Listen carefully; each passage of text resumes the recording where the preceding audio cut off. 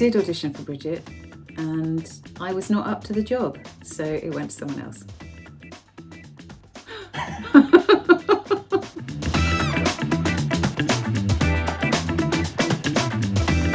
Well, that's not quite right, actually. Helen's group of friends were Sharon, Tracy and Richard. And Richard was the Reverend Richard Coles, which you may or may not know. He inspired Tom. And rather than invent a whole new name, she couldn't be bothered to invent all new names. Shazza is Jude, basically, and I am Tracy. And I think she thought that Sharon and Tracy was too much of a... It was just saying something she didn't particularly want to say with those characters. And so it's... Rather than having Tracy called Tracy, she called Tracy Sharon and called Sharon Jude. But because Sharon Maguire directed the first one and established the world and was from the world, really everyone on set is inspired by Sharon Maguire. Renee just used to copy Sharon. I used to copy Sharon. Shirley used to copy. We all used to copy Sharon. And Sharon created this incredible, giggly, stupid... Yeah, I can imagine. Twittish atmosphere. I mean, I remember Sharon turning up the first day of filming, and she was in entirely new DKNY loungewear, and trying to pretend it was this old thing. But she was so excited about directing that she had got all this new, incredibly expensive filming gear. And it was also really because she had a slight crush on Hugh and Colin. I mean, who didn't at that time? And so she was beside herself getting to film with them. She really sort of felt it every step of the way. She was absolutely, amazing. We were very lucky to have her.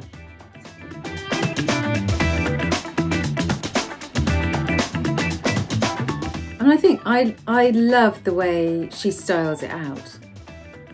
So I just love her styling it out in that bunny costume. You know, she's just going to go with it. And that's what I love about Bridget. If things go wrong, she is just going to stand up tall and just going to see if I can get through to the other side of this one. And so I love that, just because it makes me love her so much.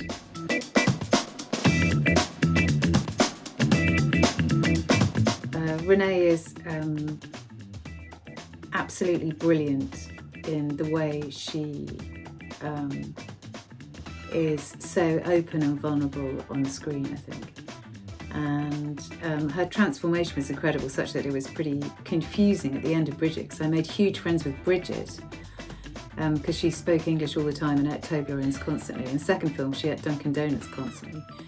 And then at the end of the wrap on the first one, suddenly this thin person stepped out of... She stopped eating Toblerones the last week and lost about 3 stone immediately, and then started speaking Texan. And that was pretty confusing, but an exemplar in terms of work ethic, that she just kept it going the whole time. She didn't have any friends around. She just literally just worked for the whole 3 months. Very professional. Yeah, very, very professional. Yeah, very professional. Unlike me at that time. Quite a... In fact, I'll tell you, in my Bridget Jones audition, when Sharon Maguire... I mean, remember, I was in my 20s, and I wasn't entirely sure I wanted to be Bridget Jones, to be honest, at that time, because I felt offended by the suggestion that I might be Bridget Jones. So it's like, I don't chain smoke and worry about my weight and obsess about men. I remember thinking that. And so Sharon said, there's a lot of drunk scenes, how would you do that? And I said, get drunk. Which obviously you're not allowed to do. But, I didn't know that. I think I didn't know. I must have known that. But anyway, that is what I said. And so, are you surprised? No, you are not, that I did not land the plum role of Bridget Jones. And it quite rightly and thankfully went to someone who deserved it.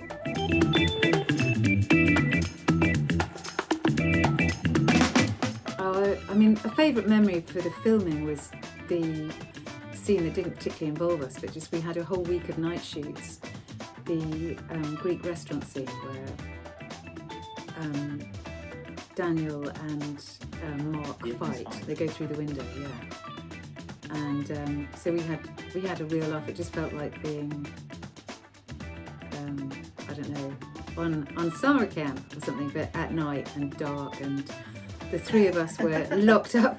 Yeah. We were sort of locked up in a kind of shed on wheels, telling each other war stories, and they kept saying they were going to get 2 hour scenes and then not getting there and then cutting them, and so we were just sort of sat there high on chocolate, giggling really for a whole week. And then Sony had given us these film cameras to shoot behind the scenes footage, and not one of us could work them. So we're just turning these cameras, and I include Colin Firth in this, turning these cameras over and over in our hands, going, what happens if we do that? What happens if we do that? And snickering, and whenever any of the main three spoke to us, it was like you were being spoken to by a teacher.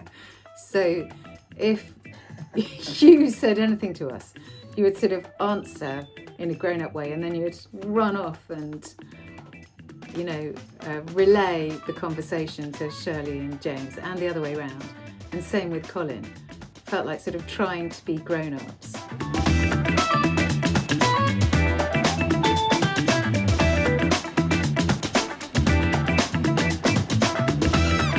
I think Bridget is turning 30. Is that right? Higher. Close. 32. Oh, that's interesting. Because I turned 30 at the beginning of the movie, and Renee is 1 year older than me, pretty much exactly. So she was 31 and I was 30, and Bridget was 32. There we go.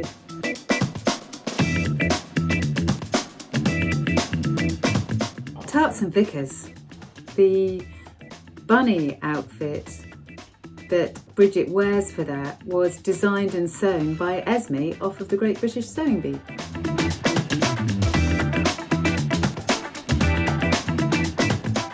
Oh, that is a good one. I don't know if it's a reindeer or a Christmas pudding, and it might not be either. It's one of the two. It is. I think it's a reindeer. That's It wrong. is. It is a reindeer. No, it is. It is. It is a reindeer. Yeah. Yeah, there's something reindeerish about Mark Darcy as well, isn't there? I mean, it was a good choice of image for him.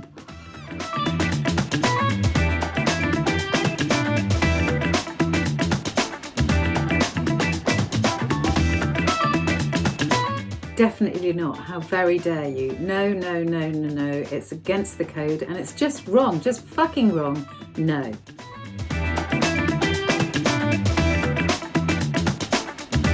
When you do, when you fucking do. If they're going to be the kind of person that fucks about, trying to decide whether, you know, playing games, fuckwitage, just, you haven't got time for that kind of person in your life. Get rid of them. Go out with your mates and drink instead. If you love them, tell them. If you don't love them, don't tell them. Simples.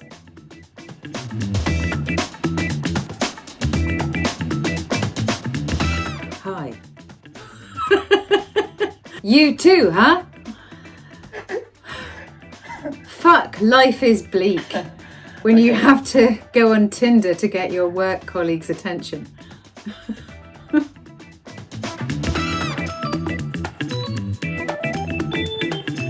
I really like you. She's just so straight up, and I think that's why Shaz was single for so very long. She's just very straight up. But I think she was quite repressed underneath it. So there's how Shazza thinks you should do it and how she actually does it. And so Shazza would talk a good game of just go up, just tell him, just fucking hell, just go and tell him, just go up, stand by the water cooler, say, I like your trousers. Do you want to go to the cinema? She would, but then what she'd actually do is never approach him or speak to him ever, and watch as he goes out with someone else and becomes out of bounds for all time.